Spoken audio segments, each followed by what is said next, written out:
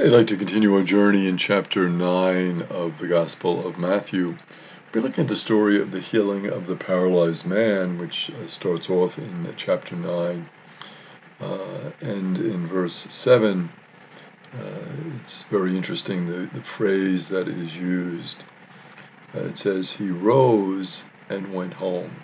So Jesus first forgives his sins, and then he heals the paralyzed man who just rises up and goes home. Very interesting, of course, how he's attacked for the forgiveness of sins part. But the amazing thing is he's done this miracle. So you would think that people would have a tremendous respect. I mean, this fellow is paralyzed. He was brought in on a stretcher, uh, and all of a sudden he's walking. So this is an amazing occurrence, and you would think people would be overwhelmed, particularly those who challenged his authority in terms of the forgiveness of sins. You would think they would be, well, wait a minute now, maybe there's something to this reality of Jesus forgiving sins. But again, this is something that would have been extraordinary. Only God can forgive sins, so you can understand the difficulty people would have in comprehending this. But the interesting part of this expression, he rose and went home, is that the verb for rose that Matthew uses, gerein, is the same verb that is used for Jesus in the Gospel of Matthew 28, verse 6. So the parallels here in terms of the rising. And very interesting, of course, the forgiveness of sins, and then the rising, Jesus rising to forgive sins, to show us the path of forgiveness, the importance of forgiveness and resurrection, so that this connection that is made between forgiveness and resurrection. And we can think of it, of course, personally in our own lives. And we think of the times when we haven't forgiven someone and where that leads to us, right? I mean, when we don't forgive people, it makes us more upset. We carry a burden around within us when we do not forgive. And so forgiveness, when we do forgive, when we approach somebody and say, you've done me wrong, but I'm going to forgive you, and we offer that gift of forgiveness, we rise, we become new, we become renewed. So this interesting connection here that Matthew makes in verse 7 by his choice of words, which echo the experience of Jesus in Matthew 28, verse 6. In verse 8, when the crowds saw this, they were struck with awe and glorified God who had given such authority to human beings. So the contrast here is between the authorities, the scribes, who are questioning Jesus in terms of forgiveness, and the crowd. And the crowd is in awe. They've seen this tremendous sign of the healing of this paralyzed man. And they've seen this power of forgiveness that Jesus is offering. And so what does that lead them to do? Very interestingly, it leads them to give glory to God. God ultimately is the one who is forgiving. And so Jesus is showing his intimate relationship with God, and the way Matthew phrases it, has given such authority to human beings. So here's Jesus in his human nature.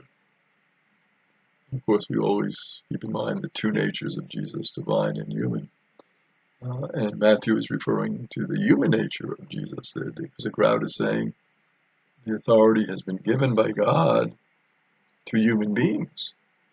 So Jesus, as a human, is exercising this authority of forgiveness and this tremendous power of healing. And so what does this tell us about the power to forgive sins? It tells us that this certainly was part of Matthew's community, that this expression of forgiveness that Jesus uses was not foreign to them. Matthew's community experienced this and celebrated this. And so Matthew is emphasizing a gift that Jesus has given to the community, this tremendous power of forgiveness. And when people see this, what are they seeing? They're seeing really the fullness of the saving power of God. That God's power extends to all of us in terms of forgiveness, in terms of love, in terms of caring. God's power is not limited. It is for all, and so we celebrate it as we celebrate this important aspect of forgiveness. So we don't hold grudges, we come to forgive. And this power of forgiveness, this power of healing, this power of love causes people to give praise to God and to give glory to God. So we transition from that story, and we see it in the context of forgiveness, to now another example, really a concrete example of forgiveness in the story of the call of Matthew. In some parallel passages, in Mark, for example, the references to Levi, but this is in Matthew, we see it named as Matthew. And in verse 9 it says, as Jesus passes on from there, so this paralyzed man has been healed and Jesus moves on, he saw a man named Matthew sitting at the customs post. He said to him, follow me. And he got up and followed him. So what is so unusual about this? Well, the man is at a customs post. He's a tax collector. You know, as a Jewish person, you wouldn't really associate with a tax collector because they were cooperating with the government. They were cooperating with the Romans. They were cooperating with the authorities.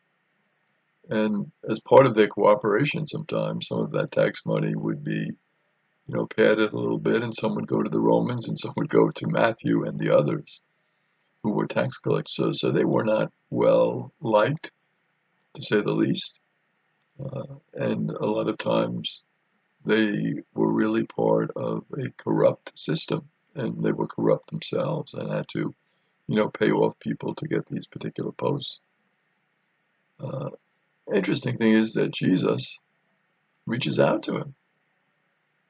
So we have in the first 8 verses of chapter 9, we have Jesus extending forgiveness and Jesus speaking about forgiveness. And now we have Jesus, in a particular way, going to someone who the authorities and the people would have considered a sinful person because he is collecting taxes, he's cooperating with the authorities, he's probably stealing money, extorting money, taking more money than he should from the people. So, wait a minute, this person, you want to follow you? He's going to become an apostle, Matthew. Not only an apostle, an evangelist. So, I mean, this is an important position. And he's a tax collector, he's a sinner. I mean, this is a remarkable, remarkable example of forgiveness and remarkable story. Then in verse 10, not only is he called, he goes actually to his house.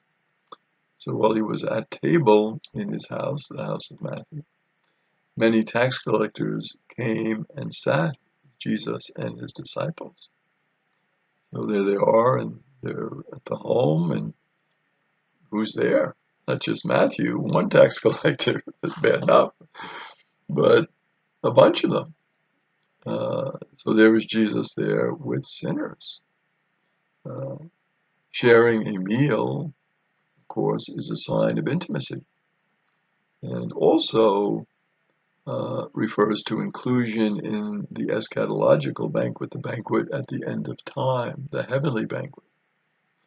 So the sharing of the meal has a lot of overtones to it. It's not just simple, we'll have a meal together. No, that it transcends that. It's the idea that we're going to have this intimate relationship with one another, and we're preparing for the ultimate relationship, the heavenly relationship, the relationship forever, and that is the banquet, the heavenly banquet that we will all share together. Very, very interesting development.